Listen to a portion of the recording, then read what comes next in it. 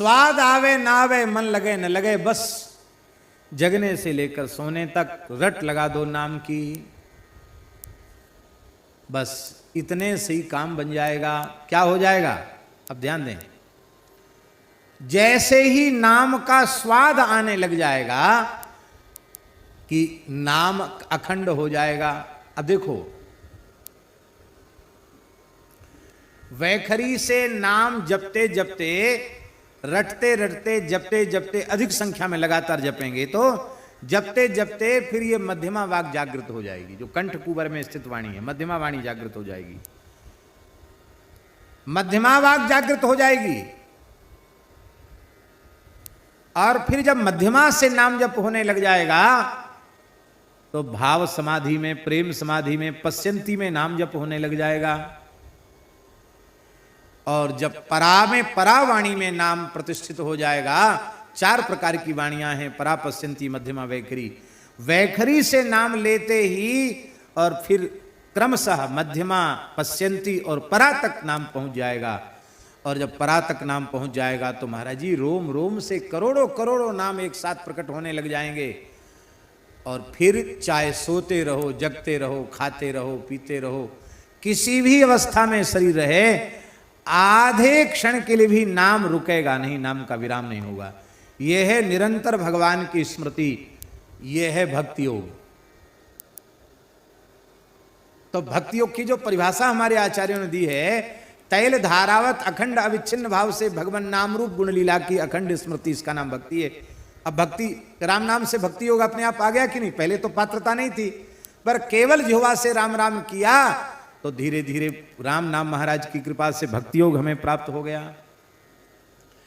फिर सब समझ में आ गया, आत्मा अनात्मा का विवेक हो गया, शरीर संसार से पूर्ण वैराग्य हो गया। और जब वैराग्य हो गया तो वृत्ति की चंचलता समाप्त हो गई, वृत्ति पूरी तरह अंतर्मुख हो गई, आत्मानुसंधान हो गया, आत्म साक्षात्कार हो गया, स्वरूप में अवस्थिति हो गई, आत्मवेदम सर्वम, इस भाव में हम पहुंच गए, शरीर संसार का ध्यास मिट गया। तो केवल राम नाम से भक्ति योग की सिद्धि हो गई, न चाहते हुए भी, और न चाहते हुए भी राम नाम से ज्ञान योग की सिद्धि हो गई। और भैया राम नाम जीवन में प्रतिष्ठित है तो वर्ण धर्म, आश्रम धर्म सब अपने आप आ जाएंगे भीतर। क्योंकि हनुमान नाटक में हनुमान जी कहते बीजम धर्म द्रुमस्य, निष्काम कर्म योग की सिद्धि भी हो गई। और राम राम नहीं किया तो न ज्ञान योग सिद्ध होगा, न भक्ति योग सिद्ध होगा, न कर्म योग सिद्ध होगा। इसलिए गोस्वामी जी ने कहा एक ही साधन सब रिद्धि सिद्धि साधि रे, ग्रसे कली रोग जोग संयम समाधि रे। कलिकाल रूपी रोग ने सारे साधनों को ग्रस लिया है। इसलिए भलो जो है पोच जो है, दाहिनो जो बाम रे, राम नाम ही सो अंत सब ही को काम रे, राम नाम ही सो अंत सब ही को काम रे।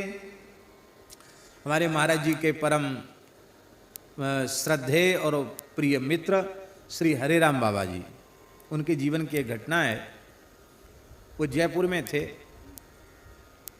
एक बगीची में थे। महात्मा बड़े विलक्षण ही थे वो। गर्मी का समय था, कोई आता तो बाबा कहते, बाबा सेवा, बच्चा एक तोतले बोलते थे, एक मट्टा ले आ, मटका, एक मट्टा ले आ, पानी भरा हुआ मटका ले आ। तो हर व्यक्ति से वो पानी भरा हुआ मटका मंगाते। तो हम कम समझते हैं, कम 40-50 पानी भरे मटके। उस समय पानी भी उतना ज़्यादा सुलभ नहीं था। और उन सब मटकों के बीच में ही अपना टाट बिछा के आसन लगा के रखते, चारों ओर मटका और बीच में उनका अपना आसन। और अपने चाहे नहाना हो, चाहे कुल्ला करना हो, सब उसी मटके के ठंडे पानी से बढ़िया। और कोई आ जाए प्यासा तो उसमें से पानी भी पिला देते। तो एक महात्मा आते थे, ब्रह्मचारी जी, तो वो उधर से निकलते तो गर्मी तो थी, थोड़ी देर वहाँ बाबा के पास बैठ जाते। और बाबा जल पिएंगे। तो बाबा उनको ठंडा बढ़िया मटका का जल पिलाते, गर्मी का समय था। पता नहीं क्या हुआ, एक दिन उनको ब्रह्मचारी जी को मन में कोई ऐसी बात आई और उन्होंने कहा, बाबा एक बात हम आपसे पूछें, बुरा तो नहीं मानोगे? नहीं नहीं ब्रह्मचारी जी, क्यों बुरा मानेंगे, पूछो। बोले हम अब पानी तो आपके यहाँ बहुत दिन से पी रहे हैं, पूछ नहीं पाए आपसे, आप किस जाति के हो? तो बाबा हंसने लगे। बाबा बोले, इतने दिन तक पानी पीने के बाद जात पूछ रहे हो? देखो हम तो बहुत दिन हो गया घर परिवार छोड़े हुए, हमें ज़्यादा याद तो नहीं है, पर हमारे एक पुरखा थे, वो मोची का काम करते थे, जूता बनाने का काम करते थे। अच्छा। और एक हमारे पुरखा थे, वो जुलाहे का काम करते थे। अब वो बेचारे भोले थे ब्रह्मचारी जी, तो कबीर जी का स्मरण करके तो जुलाहा बता दिया, और रैदास जी का स्मरण करके चर्मकार बता दिया। ऐसी 2-4 जाति गिना दी। अरे बोले महाराज एक जात तो बताओ, तुमने तो सब जात अपने में ही बता दी। तो बाबा हंसने लगे, बोले हम तो आपको बता दिया, आपने पूछा हमने बता दिया, अब हिसाब किताब आप जोड़ लो। अब तो वे बहुत दुखी हो गए, कह रहे पता नहीं, ये तो बिल्कुल इसकी तो जात वात का कोई ठिकाना ही नहीं है। इतना हम पवित्र रहने वाले, इतने दिन तक यहाँ पानी पीते रहे, इसके पास बैठते रहे, बड़ी दुखी हो गए। तो एक भूरामल शर्मा जी थे, वो उनके शिष्य थे बाबा के, उनके पास गए। बोले पंडित जी, अरे कम से कम ब्राह्मण हो, गुरु करे जान पानी पिए छान, कैसे आदमी को गुरु बना लिया? वो महात्मा तो, हमने पूछा क्या जाति है? तो कहते हमारे पुरखा मोची का काम करते थे, जूता बनाने का काम, ऐसे को आपने गुरु बना लिया? तो वो समझते थे बाबा को। बोले अब महाराज आपको क्या तकलीफ हो रही है, अब हम तो बना ही लिया गुरु, जो बदल तो सकते नहीं उनको, पर एक मेरी प्रार्थना है। क्या? बोले उनसे ये जरूर पूछ के आओ कि जो आपके पुरखा मोची का काम करते थे उनका नाम क्या है, ये पूछ के आओ उनसे। तो ब्रह्मचारी जी बेचारे दुखी तो थे ही, वो फिर गए। बाबा बोले अब तो पानी वानी नहीं है हमारे यहाँ, इतने दिन पानी पिलाया फिर हमारी जात पूछता है, पानी तो नहीं? बोले नहीं बाबा एक बात हम पूछने आए, दुखी तो हम बहुत हो गए, एक बात पूछने का। क्या बात? बोले आपके पुरखा जो मोची का काम करते थे उनका नाम बता दीजिए आप। बाबा बोले तू अपनी बुद्धि से नहीं आया, किसी ने भेजा है तुझे। कहा बाबा कुछ भी समझो, आप नाम बताओ, आपके पुरखा का नाम क्या? तो बाबा बोले रैदास जी महाराज। तब वो समझ गए कि रामानंद संप्रदाय की परंपरा के साधु हैं, रैदास जी की याद करके बोल रहे हैं। बोलो भक्तवत्सल भगवान की जय। भलो जो है, आप चाहे जितने बड़े आचारी विचारी भले से भले बने रहें, बाबा ने कहा ब्रह्मचारी जी ये जो कुछ आप करते हो सब बिल्कुल ठीक है, करना ही चाहिए, लेकिन कल्याण तो राम नाम जपने से होगा, इसलिए सब करो पर अनन्य भाव से चलते फिरते राम नाम का जप करो, क्योंकि भलो जो है पोच जो है, भले से भला हो, खूब धर्मनिष्ठ हो, खूब आचार विचार वाला हो, लेकिन राम राम नहीं करता है तो कल्याण में संदेह ही बना रहेगा। पोच जो है, पोच माने सबसे अधिक नीच व्यक्ति, निम्न से नीच, नीच से नीच है, बुरा से बुरा है, उल्टा है, सीधा है, कैसा भी है, उल्टा सीधा है, बुरे से बुरा है, अच्छे से अच्छा है, कैसा भी जीव क्यों न हो, काम तो अंत में राम नाम से ही बनेगा। राम नाम ही सो अंत सब ही को काम रे, अंत में सबका काम राम नाम से ही बनने वाला है। अरे भाई अंत में कब बनेगा? जब आज से अभी से लेना आरंभ कर दोगे तो अंत में भी राम नाम की स्मृति आएगी, नहीं तो नहीं आएगी। एक अघोरी था, अघोरी जानते ना, मसान सिद्ध करने वाले, एक अघोरी था। ओ तमाम मनुष्य की खोपड़ियां लिए हुए इधर लटकाए उधर लटकाए, हड्डियों की माला पहने, काला कपड़ा पहने, मसान जगाया हुआ कोई मसानी, सिद्ध मसानी आया और गोस्वामी तुलसीदास जी महाराज 80 घाट वाराणसी में जहां विराजते थे वहां बैठे थे।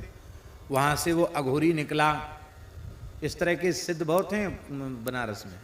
निकला, खप्पर हाथ में लिए था, बार बार आलक आलक आलक आलक ऐसे बोल रहा था। गोस्वामी जी आंख बंद करके बड़े प्रेम से श्री सीताराम श्री सीताराम श्री सीताराम जप रहे थे। जब उन्हें विक्षेप हुआ तो उन्होंने नेत्र खोले, वो अलग अलग चिल्लाता हुआ दिखाई पड़ा। गोस्वामी जी का हृदय करुणा से भराया और श्री गोस्वामी जी ने कहा, बड़ा प्यारा दुआ है गोस्वामी जी का, हम लख हम ही हमार लख, हम लख हम ही हमार लख, हम हमार के बीच तुलसी अलख ही कालख है, राम नाम जप नीच।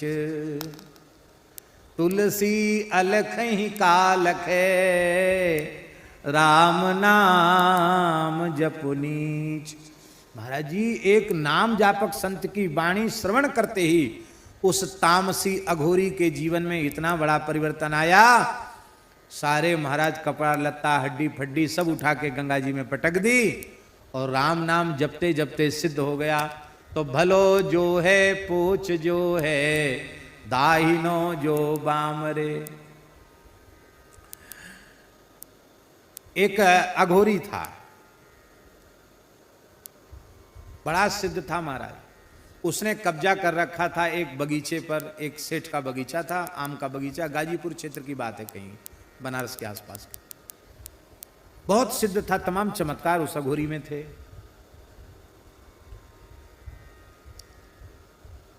इच्छा होती तो पके हुए आम किसी को देता नहीं, डर के मारे कौन घुसता उसके यहाँ। चमत्कार बहुत थे उसके पास। हरे राम बाबा उसी के यहाँ जाके रुक गए। बोले गुरु भाई देख ऐसा है, अब रोटी वोटी कौन खाए, इतने बढ़िया बढ़िया आम टपक रहे हैं, टपका आम, गिरे हुए आम, हम तो यहीं रहेंगे गुरु भाई, और बस कुछ चाहिए नहीं तुमसे। गंगा जी का जल भर लाएंगे मटका में और बस उसी में आम ठंडे कर करके चूसते रहेंगे, राम राम करते रहेंगे। तो बाबा का उसका अघोरी का प्रेम हो गया, रह गए। बाबा बोले कि तुम मसान सिद्ध करते हो, भूत प्रेत आते? बोले हाँ आते तो हैं। तो बाबा बोले हमको दिखाओ। बोले हाँ दिखाएंगे। तो एक बार कोई ऐसी अमावस्या तिथि आई, वो मसान में कहा तो इतनी दूर बैठ के तुम देखना। बाबा कहते मैंने अपनी आंखों से देखा।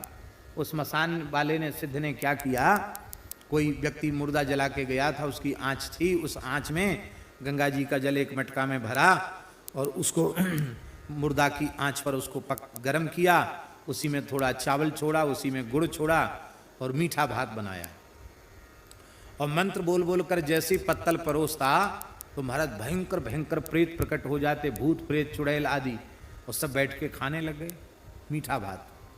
बाबा ने आंखों से देखी भूतों की पंगत, और वो सब खाने लगे और सब बड़े प्रसन्न हो रहे थे भूत वगैरह, और ये कुछ माला फेर के जपने लग गया। बाबा तो कौतुकी थे। बाबा ने सोचा कि हम भूत बन के जाएं, देखें हमको पहचानता है कि नहीं। तो पास में बाबा की कोठरी थी, वहाँ सफ़ेद कपड़ा तो बाबा पहनते ही थे। तो एक सफ़ेद धोती पैर के अंगूठा से ऊपर तक ऐसे बांध के और एक बांस हाथ में पकड़ के उसमें एक धोती बांस में बांध ली और चीखते चिल्लाते हुए ऐसे करके बाबा पहुँचे। वो भजन कर रहा था, उसने देखा, वो तो डर गया, इकट्ठी डर गया कि वो कोई प्रेत है। तो उसने मंत्र प्रयोग किए, लेकिन वो बाबा के ऊपर कहाँ है कुछ चलने वाला। बाबा तो पहुँच गए। तो बोले कि कौन हो तुम? मैं प्रेतराज हूँ, इस श्मशान का मालिक हूँ। तुमने सबको खिलाया, मेरा अपमान किया। बोले अब तुम खा लो। सबका झूठा खाऊंगा मैं? अब मैं ये मीठा भात नहीं खाऊंगा, तुझे ही कच्चा चबा जाऊंगा। ऐसे करके बाबा ने बांस हिलाया, वो महाराज भगा। बाबा पीछे से भगे, उसके दौड़े, मारा नहीं बाबा ने, बांस जोर का पटका बगल में, बेहोश होके गिर गया। तो बाबा उसको उठा के लाए, उसकी कोठरी तक उठा के लाए, बगीचे तक। थोड़ी देर में होश आया, बाबा ने अपना वेशभूषा उतार दी। बोले तो क्या हुआ गुरु भाई? अरे बोले जीवन में ऐसा कभी नहीं हुआ जो आज हुआ। ऐसा डबल प्रेत आया, ब्रह्म राक्षस आया, कोई मंत्र कोई तंत्र कोई चला ही नहीं उसके ऊपर। वो तो कैसे मेरे प्राण बच गए, पता नहीं कौन हमको यहाँ उठा के लाया महाराज। बाबा बोले वो प्रेत कोई दूसरा नहीं था, हम ही आए थे। मैंने कहा असली प्रेत तो आगे, एक नकली प्रेत आवे, देख तो पहचानता कि नहीं पहचानता है। तो बहुत जोर से हंसा वो। बोले आपने ऐसा क्यों किया? बाबा बोले देखो, भूत प्रेत की सेवा करते हो, मरोगे तो भूत प्रेत बन जाओगे। अब लोगों को ये तंत्र मंत्र मारण मोहन उच्चाटन करते, ये सब छोड़ दो, अब राम राम करो। महाराज उसका जीवन बदल गया, वो राम राम जपने लग गया। बोले हाँ अब समझ में आ गई बाबा, राम राम करेंगे। कहीं चले जाओ भैया, अंत में काम तो राम नाम से बनेगा। हम ये नहीं कहते कि अघोर पंथ में अघोरी भी एक से एक सिद्ध होते हैं, पर उनके वह आचरण सबके लिए अनुकरणीय नहीं है। एक किनाराम बाबा नाम के महान सिद्ध थे बनारस में, अघोर आचार्य श्री किनाराम बाबा, बड़े सिद्ध पुरुष थे। वो महाराज वेशभूषा से अघोरी थे, पर वे भगवान श्री राम के अनन्य भक्त थे, निरंतर राम नाम का जप करते रहते थे। गंगा जी के पास जाते, मां भूख लगी है भिक्षा लाओ, जैसी कहते सोई कोई ना कोई मुर्दा बहता हुआ दिखाई पड़ता तो कूद जाते गंगा जी में, और तैरते रहते, मुर्दा को पकड़ के दांत से नोच के खाते रहते उसी को, मुर्दे को। काशी महाराज घूम रहे थे, दिखाई पड़ गए, हे राजा बच्चा प्रसाद लेगा, ले प्रसाद। इतना लोथड़ा निकाल के फेंका। अब इतने बड़े सिद्ध मना करें तो क्या करें, कैसे करें? ऐसे ही उन्होंने अपना दुपट्टा किया तो पूरा दुपट्टा मेवा मिश्री अखरोट बादाम हरी हरी इलायची इस सब से भर गया पूरा दुपट्टा। ऐसे सिद्ध थे महाराज। एक जगह उन्होंने मंदिर बनाया किनाराम बाबा ने, हनुमान जी का मंदिर, अभी भी है वो, बनारस के आसपास की बात। तो महात्मा लोग जानते हैं हनुमान जी का मंदिर कैसे बनाते। एक चबूतरा बना दिया, हनुमान जी रख दिए, महावीरी लगा दी, फिर कोई भगत आएगा तो फिर वो दीवाल उठवा देगा, कोई भगत आएगा तो छत डलवा देगा, ऐसी कोई किवाड़ लगा देगा, ऐसे धीरे धीरे मंदिर बन जाता। महात्माओं के ऐसे काम होते हैं। तो दीवाल तो उठ गई, पटाव के लिए मिस्त्री आ गए, लेकिन जिस व्यक्ति ने पत्थर और गाटर लकड़ी देने के लिए कहा था वो व्यक्ति आया ही नहीं। मजदूर बोले बाबा हमारा तो दिन बेकार हो गया। बाबा बोले कोई बात नहीं, गैया के गोबर के कंडा तो हैं, छाया करनी, हनुमान जी को छाया कर देते हैं। तो ऐसी पुरानी धुरानी लकड़ी उस पर बिछवा दी और ऊपर से कंडों से उसकी छत कंडों से छाया कर दी। बोले तुम्हारा काम हो गया, मजदूरी ले और जाओ। अरे बोले महाराज पानी बरसेगा, सब कंडा गर जाएंगे, इससे थोड़ी कुछ पानी रुकेगा। अच्छा वो नहीं रुकेगा। बाबा उठ के आए धुना से, कंडा की छत देखी, बड़े हंसे, बोले जा बाबा राम नाम की महिमा से पक्का हो जा। जैसे ही का राम नाम की महिमा से पक्का हो जा, महाराज कंडे की छत पक्की छत बन गई। आज भी वो पक्की छत वाला मंदिर है, लेंटर बन गया महाराज, उस जमाने की बात। पर वे किनाराम बाबा भी यही बात कहते थे कि हमारी और किसी बात को मत देखो, केवल इतना समझो कि यदि कल्याण चाहते हो तो राम राम करो। धन्य है भारतवर्ष की पवित्र परंपरा, जहां मरने के बाद भी लोग कीर्तन करते, राम नाम सत्य है, गोपाल नाम सत्य है, सत्य बोलो गत्य है, क्योंकि राम नाम ही सो अंत सब ही को काम रे। अंत में काम तो राम नाम ही आएगा। जगनभ बाटिका रही है फल फूली रे।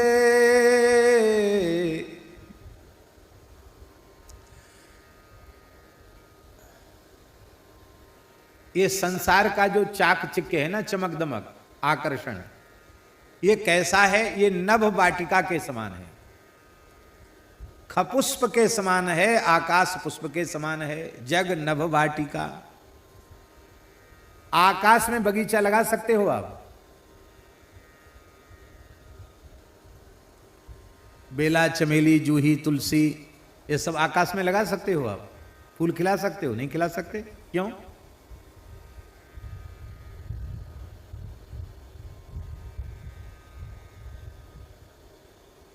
गोस्वामी जी ने उदाहरण दिया है, राम भजन बिन मिटही की कामा, थल विहीन तरु कबहू की जामा। जब तक थल नहीं होगा, स्थल नहीं होगा, भूमि नहीं होगी, मिट्टी नहीं होगी, तो आप बगीचा कैसे लगाएंगे? बगीचा बिना मिट्टी के नहीं लग सकता। जैसे आकाश का बगीचा केवल कोरी कल्पना मात्र है, ऐसे ही जगत का यह चाकचक्य कोरी कल्पना मात्र है, कुछ नहीं है। ये कैसा है जो फलता फूलता संसार, ये कैसा है? धुआं कैसे धोर हर देखी तू ना भूल रे। गीला और इधर उधर का कचरा वचड़ा सब इकट्ठा करके और आग लगाई जाती है। देखा होगा आपने, दीपावली में पहले लोग गांव में सब सफाई करते थे तो एक जगह कचरा का ढेर करके फिर उसमें आग लगा देते। तो जब आग लगाई जाए तो धुआं, जब धुआं के गुब्बारे ऊपर आकाश में उठते हैं तो उसमें आकृति जैसी बन जाती है धुआं की। बीच का धुआं खाली हो गया, इधर उधर का हो गया तो दीवार बन गई, ऐसे धुआं चला गया तो वो शिखर बन गया। तो उसमें आप देखेंगे तो महल मकान भी दिखाई पड़ेंगे, कई बार उसमें कोई पुरुष की आकृति भी दिखाई पड़ जाएगी। ज्यादा कचरा जहां जल रहा, धुआं के गुब्बारे ऊपर उठ रहे हैं। तो धुआं के महल, उनका अस्तित्व क्या है? धुआं के भवन और धुआं से ही निर्मित स्त्री पुरुषों की आकृति, वे क्या वास्तविक में सत्य हैं? वे सत्य नहीं हैं, केवल प्रतीति वैसी हो रही है। ऐसे ही संसार है। धुआं कैसे धोर हर देखी तू ना भूली रे। अंतिम बात गोस्वामी जी कह रहे हैं, राम नाम छाड़ी जो भरोसो करे और रे। तुलसी परोसो त्यागी मांगे कूर कौर रे। तुलसी परोसो त्यागी मांगे कूर कौर रे। श्री राम नाम को छोड़कर दूसरे का आश्रय लेता है, दूसरे का भरोसा करता है, वह ऐसा मूर्ख है जैसे किसी व्यक्ति के सामने बड़ी जोर की भूख लगी है और उसके सामने किसी ने बहुत प्रेम से, बड़े भाव से, आदर से बढ़िया सुंदर स्वर्ण में सिंहासन बिछा दिया, सोने की चौकी रख दी और इतने बड़ा थाल रख दिया, तरह तरह के कटोरों में भक्ष भुज जिल्लही चुस्त विविध प्रकार के व्यंजन परोस दिए और बड़ी विनम्रता से हाथ जोड़कर कहा, महाराज इसको जीमो, खूब पाओ। और बड़े प्रेम से और अधिक तृप्त होकर जिमाने के लिए तैयार खड़ा है। भूख तो आपको लगी थी, लेकिन आप बिना किसी कारण के परोसा हुआ स्वर्णमय 56 भोग 36 व्यंजन का थाल छोड़कर चले गए। कहाँ चले गए? तुलसी परोसो त्यागी, सामने परोसा हुआ छोड़ करके मांगे कूर कौर रे। कौर माने ग्रास। एक एक टुकड़े के लिए कुत्ते के जैसे पूंछ हिला करके, पेट दिखा करके एक एक टुकड़ा मांग रहे हो। इसका मतलब है राम नाम का स्वाद लेना, ये तो परोसी हुई थाली का भोजन करना है। और राम नाम को छोड़कर अन्य अन्य साधन का आश्रय लेना, ये कुत्ते के समान टुकड़े खा खा करके, डंडा खा खा के टुकड़ा खाना और उनसे पेट भरने की कोशिश करने के जैसा है। गोस्वामी जी ने कहा है, राम नाम की महिमा मेरे जीवन से देख लो, चाटत रहो। इसी विनय पत्रिका में, स्वान पातर ज्यों कबहु न पेट भरो, सोहों चाखत नाम सुधारस, पेखत पर सुधरो, भरोसो जाहि दूसरो सो करो। मोह को तो राम को नाम काम तरु, कलि कल्याण फरो, भरोसो जाहि दूसरो सो करो। गोस्वामी जी ने कहा जब हम राम नाम से विमुख थे तो हमारी दशा ये थी कि चाटत रहो स्वान पातर ज्यों, कुत्ता भूख के मारे, जहाँ भोज भंडारा होता वहाँ पत्तल, जूठी पत्तल डाल दी जाती, उन पत्तलों को चाटता कुत्ता, लेकिन पेट नहीं भरता। गोस्वामी जी के कहने का आशय ऐसा भी, बचपन में जब हम अनाथ अवस्था में भटक रहे थे हमारा कभी पेट नहीं भरा। एक जगह तो गोस्वामी जी ने लिखा है, मानत हो चार फल चार ही चणक को, चार चना कोई मेरी हथेली पर रख देता था तो मैं समझता था कि धर्म अर्थ काम मोक्ष चारों पुरुषार्थ मुझे मिल गए। एक दशा तो वो थी जब हम राम राम नहीं करते थे, अनाथ के जैसे भटकते थे बचपन में। मां मर गई, पिताजी मर गए, चुनिया दासी अपने मायके लेके गई थी वो भी मर गई। फिर कुछ वर्ष तक तो गोस्वामी जी ऐसे अनाथ बालक की तरह भटके और लोगों में ये प्रसिद्धि हो गई कि बालक बड़ा अशुभ है, ये जहां पैदा हुआ था वो सब भी खत्म हो गए, गांव भी उजड़ गया, भैया इसकी छाया से बचो, ये हालत थी। एक दिन तो वो था, और अब सोहो चाखत नाम सुधारस, पेखत पर सुधरो। अब राम नाम रूपी सुधा का रस हम चाक चख रहे हैं। तो आज अवस्था ये है कि बड़े बड़े राजा महाराजा लोग व्यंजन परोस के तैयार खड़े हैं, लेकिन पेखत उसको खाने की इच्छा नहीं होती। राम नाम में इतना स्वाद आने लग गया है कि इन खट्टे मीठे चटपटे व्यंजनों को देखने की भी इच्छा अब होती नहीं है। इसलिए भैया अनन्य भाव से श्री राम नाम का आश्रय लो। श्री राम जय राम जय जय राम, श्री राम जय राम जय जय राम, श्री राम जय राम जय जय राम, श्री राम जय राम जय जय राम, श्री राम जय राम जय जय राम, श्री राम जय राम जय जय राम, श्री राम जय राम जय जय राम, श्री राम जय राम जय जय राम।